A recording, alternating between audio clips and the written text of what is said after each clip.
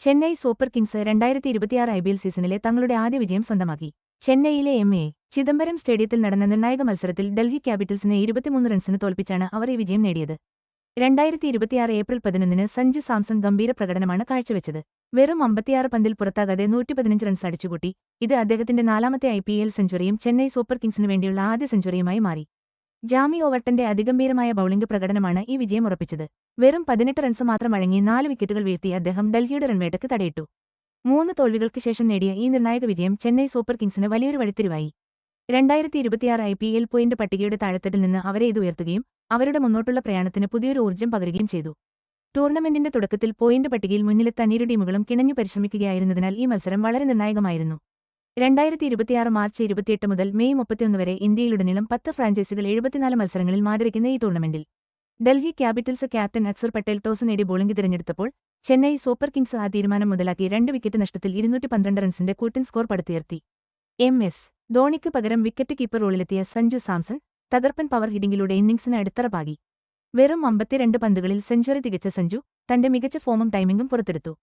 സഞ്ജുവിന്റെ ഈ ഇന്നിംഗ്സിന് ഒരു പ്രത്യേകത കൂടിയുണ്ടായിരുന്നു. 55 റൺസെടുത്ത് നിൽക്കെ പാത്തും നിസ്സംഗയുടെ കയ്യിൽ നിന്ന് ലഭിച്ച ജീവൻ സഞ്ജു പൂർണ്ണമായി മുതലാക്കി ഡൽഹി ബോളർമാരെ തലങ്ങും വിലങ്ങും പ്രഹരിച്ചു.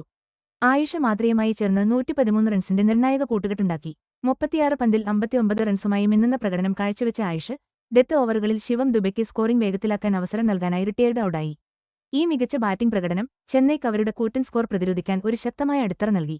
ചെന്നൈ ഉയർത്തിയ വലിയ വിജയലക്ഷ്യം പിന്തുടർന്ന് ഡൽഹി ക്യാപിറ്റൽസ് ആക്രമിച്ച് കളിച്ചാണ് മറുപടി ബാറ്റിംഗ് തുടങ്ങിയത്. ഓപ്പണർമാരായ കെ.എൽ. രാഹുലും പാത്തും നിസ്സംഗയും ആദ്യ 5 ഓവറിൽ തന്നെ 61 റൺസ് അടിച്ചെടുത്ത് റൺറേറ്റ് താഴാതെ നോക്കാൻ ശ്രദ്ധിച്ചു. ഡൽഹി ക്യാപിറ്റൽസിനായി 2026-ൽ IPL-ൽ അരങ്ങേറ്റം കുറിച്ച ശ്രീലങ്കൻ താരം നിസ്സംഗയായിരുന്നു ഈ കൂട്ടുകെട്ടിൽ കൂടുതൽ തിളങ്ങിയത്. വെറും 24 പന്തിൽ നിന്ന് 41 റൺസാണ് നിസ്സംഗ അടിച്ചെടുത്തത്. എന്നാൽ നിസ്സംഗ പുറത്തായത് കളിയുടെ ഗതി മാറ്റിമറിച്ചു. അതോടെ മത്സരം സൂപ്പർ കിങ്സിന് അനുകൂലമായി. പ്രധാന വിക്കറ്റുകൾ വീണിട്ടും ക്രിസ്റ്റൻ സ്റ്റെപ്സ് ഡൽഹിയുടെ പ്രതീക്ഷകൾ നിലനിർത്തി. 38 പന്തിൽ നിന്ന് 60 റൺസെടുത്ത് ഒറ്റയാൾ പോരാട്ടമാണ് അദ്ദേഹം നടത്തിയത്.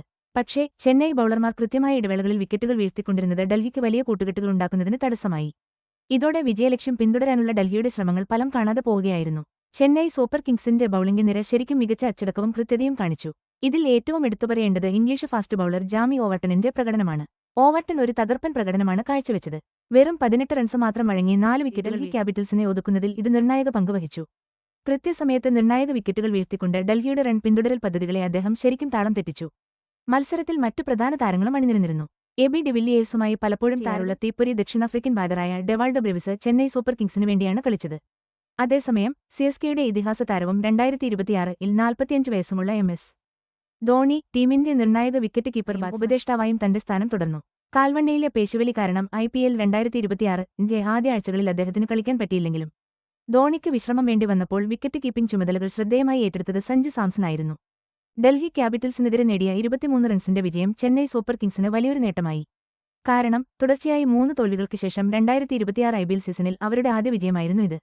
ഈ വിജയത്തോടെ CSK തങ്ങളുടെ ആദ്യ പോയിന്റുകൾ സ്വന്തമാക്കി. ഇഞ്ചോടിഞ്ച് പോരാട്ടം നടക്കുന്ന 2026 IPL പോയിന്റ് ടേബിളിൽ ഒരു പോയിന്റുമായി 9ാം സ്ഥാനത്തായിരുന്ന കൊൽക്കത്ത നൈറ്റ് റൈഡേഴ്സിന് മുകളിലേക്ക് ഇത് അവരെ എത്തിക്കുകയും ചെയ്തു.